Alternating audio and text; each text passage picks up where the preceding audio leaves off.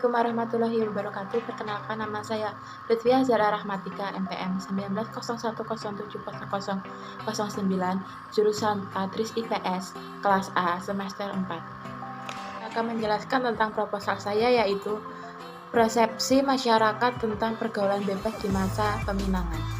Yang pertama, latar belakang masalah. Mengapa saya mengambil judul ini? Karena manusia diciptakan oleh Tuhan dengan berpasang-pasangan.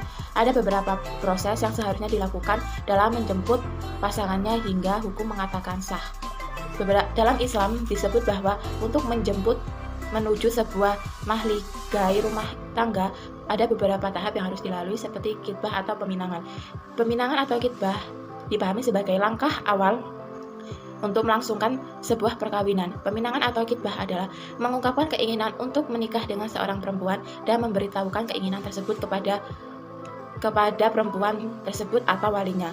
Keinginan tersebut dapat dilakukan sendiri secara langsung maupun oleh kepercayaannya. Disyariatkan sebelum ada ikatan suami istri waktu memasuki perkawinan, didasari kerelaan yang didapatkan dari penelitian, pengetahuan, serta kesadaran masing-masing pihak. Ada kalanya pernyataan keinginan tersebut disampaikan dengan bahasa yang jelas dan tegas, atau dapat juga dilakukan dengan sindiran. Pelaksanaan khitbah biasanya masing-masing pihak saling menjelaskan keadaan calon pasangan dan keluarganya agar menghindari terjadinya kesalahpahaman di antara kedua belah pihak. Tujuan dari adanya khitbah atau meminang adalah untuk mengikat pihak perempuan supaya tidak lebih dahulu dipinang oleh orang lain. Dengan adanya peminangan berarti sebuah pertanda bahwa perempuan tersebut telah ada yang mengikat dan tidak dibenarkan untuk menerima kembali lamaran laki-laki lain. Kaji realita yang ada di Kecamatan Seputih, Mataram, Kabupaten Lampung Tengah. Pemandangan berjalan berdua, berboncengan berdua, bermesraan berdua, bahkan hal-hal yang dilarang agama tidak menjadi suatu perhatian khusus masyarakat, sehingga kedua pasangan itu pun mempunyai peluang yang besar untuk lebih menyelami kepribadian masing-masing secara bebas atau disebut dengan pacaran. Berawal dengan tunangan pun menjadi hal yang wajar dan seolah-olah hubungan mereka telah sah karena adanya lamaran tersebut. Kebiasaan-kebiasaan yang terjadi di masyarakat desa Kurnia Mataram mengenal tingkah pergaulan masyarakat calon pengantin yang lebih bebas sudah dianggap hal biasa, sehingga mereka tidak memperhatikan akibat dan dampak yang akan terjadi. Fakta yang menjadi salah satu contoh, pria yang berinisial NS memiliki hubungan dengan wanita yang berinisial TA. Semasa hubungan sebagai pacar, mereka belum berani bermesraan. Akan tetapi setelah resmi menjalani hubungan khitbah, mereka bergaul dengan tidak sesuai dengan hukum syariat Islam. Mereka resmi menjadi suami istri pada bulan Februari 2019 dan melahirkan seorang anak pada bulan Juni 2019. Dalam masalah ini, orang tua mereka bersikap membiarkan karena orang tua sudah beranggapan bahwa anak-anak mereka sudah bisa menjaga diri dan berbuat semestinya. Pertanyaan penelitian. Berdasarkan latar belakang masalah tersebut, pertanyaan peneliti yang dapat dikaji yaitu bagaimana persepsi masyarakat tentang pergaulan bebas di masa peminangan di Desa Kurnia Mataram, Kecamatan Seputih, Mataram, Kabupaten Lampung Tengah.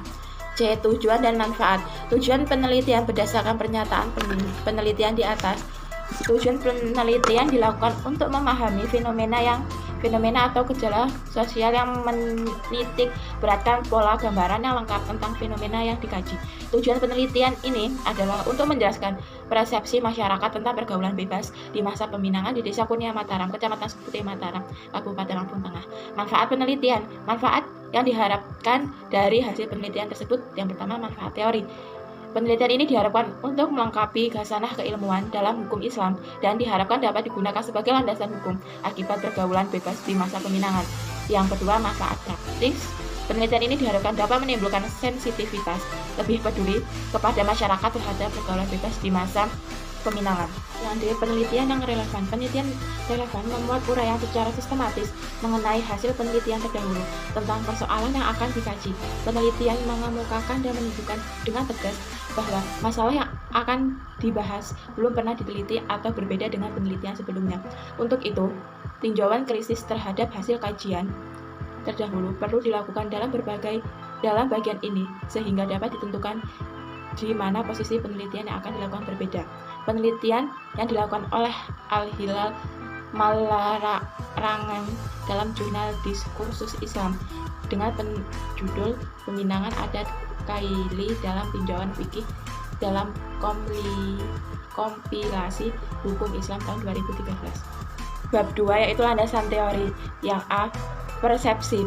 Pengertian persepsi.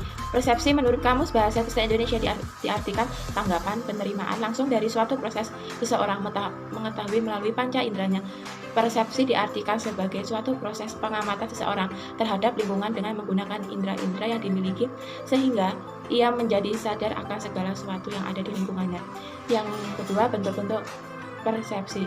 Proses pemahaman terhadap rangsang atau stimulus yang diperoleh oleh indera menyebabkan persepsi terbagi menjadi beberapa bentuk persepsi. Pada intinya merupakan persepsi yang tidak hanya dilakukan oleh penglihatan saja namun dengan alat indera secara lengkap agar menghasilkan suatu data yang maksimal dan sesuai dengan kenyataan yang ada di lapangan. Faktor-faktor yang mempengaruhi persepsi. Menurut Parekh 1996 dalam Rahmat Dahlan, faktor-faktor yang mempengaruhi persepsi adalah faktor internal individu seseorang dan faktor eksternal atau objek persepsi. Yang keempat, aspek persepsi. Yang pertama, komponen kognitif, komponen perseptual. Yang kedua, komponen afektif, komponen emosional. Yang ketiga, komponen konatif, yaitu komponen perilaku atau action komponen. Peminangan. Pengertian peminangan. Kata peminangan berasal dari kata pinang, meminang, kata kerja. Meminang yang dalam bahasa Arab disebut kitbah. Menurut etimologi, meminang atau melamar artinya meminta wanita untuk dijadikan istri bagi diri sendiri atau orang lain. Menurut terminologi, peminangan ialah kegiatan atau upaya ke arah terjadinya hubungan perjodohan antara seseorang pria dengan seorang wanita.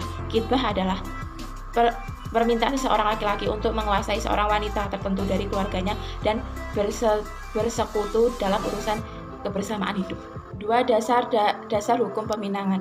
Dalam Al-Quran dan hadis telah mengatur tentang peminangan, namun tidak ditemukan secara jelas dan terarah adanya perintah atau larangan melakukan peminangan, sebagaimana perintah untuk melakukan perkawinan dengan kalimat yang jelas, baik dalam Al-Quran maupun hadis. Jumhur ulama mengatakan bahwa peminangan atau kitbah itu tidak wajib, sedangkan Daud Az-Zamhiri mengatakan bahwa peminangan itu wajib. Sebab meminang adalah suatu tindakan menuju kebaikan, walaupun para ulama mengatakan tidak wajib.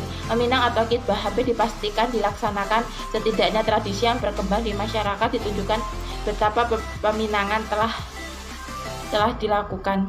Bahkan jika ada sebuah perkawinan tanpa didahului dengan peminangan dapat menimbulkan kesan yang kurang baik, setidaknya disebut tidak merendahkan adat dan berlaku. Larangan dalam meminang. Yang pertama, larangan berkhalwat atau menyendiri dengan tunangannya. Yang kedua, dilarang meminang pinangan orang lain. Yang ketiga, dilarang meminang wanita yang sedang masa idah. Yang keempat, hikmah peminangan. Peminangan ini memberikan kesan bagi pihak wanita maupun laki-laki untuk dapat lebih terdahulu mengenal sisi baik maupun sisi buruk dari pasangan, sehingga akan ada suatu tujuan bersama dalam keluarga dan dapat mengetahui tujuan dari pasangan tersebut. C. Pergaulan. Pengertian pergaulan. Pergaulan adalah percampuran kata majemuk yang mempunyai kata dasar gaul yang berarti campur gaul. Maksudnya adalah campuran dari dalam kehidupan sehari-hari. Pergaulan secara terminologi yaitu menjunjung tinggi kebersamaan, persekawanan, dan persaudaraan, di mana mereka lebih cenderung memiliki sifat afetisme dan hedonisme, yang artinya mereka akan melakukan apapun untuk mencapai tujuannya. Dan sebenarnya pertemuan antara laki-laki dan perempuan itu tidak haram, melainkan jaiz, boleh. Namun kebolehan itu tetap ada batasan di antara keduanya. Yang kedua, batasan pergaulan dalam peminangan. Dalam peminangan pun ada batasan sendiri agar tidak terjadi pergaulan yang bebas, di mana sudah di luar kode etik dalam agama. Tidak dapat dipungkiri bahwa setiap muslim berlaku dengan etika-etika pada setiap perbuatannya. Akan terdapat metode penelitian. Yang pertama, jenis penelitian. Jenis dari penelitian ini adalah penelitian lapangan. Merupakan suatu penelitian yang dilakukan secara langsung, instan, tentang latar belakang keadaan sekarang dan interaksi lingkungan sesuai dengan sosial seperti individu, kelompok, lembaga, ataupun masyarakat. Penelitian ini dilakukan di Desa Kunia Mataram, Kecamatan Seperti Mataram, Kabupaten Lampung Tengah. Tujuannya untuk mempelajari sebagai intensif tentang latar belakang keadaan yang sekarang, baik dalam interaksi lingkungan sesuai unit sosial maupun masyarakat, keseluruhan dari individu maupun kelompok. Yang kedua, sifat penelitian. Penelitian ini bersifat deskriptif. Penelitian deskriptif merupakan metode penelitian yang berusaha menggambarkan dan menginterpretasi objek sesuai dengan apa adanya.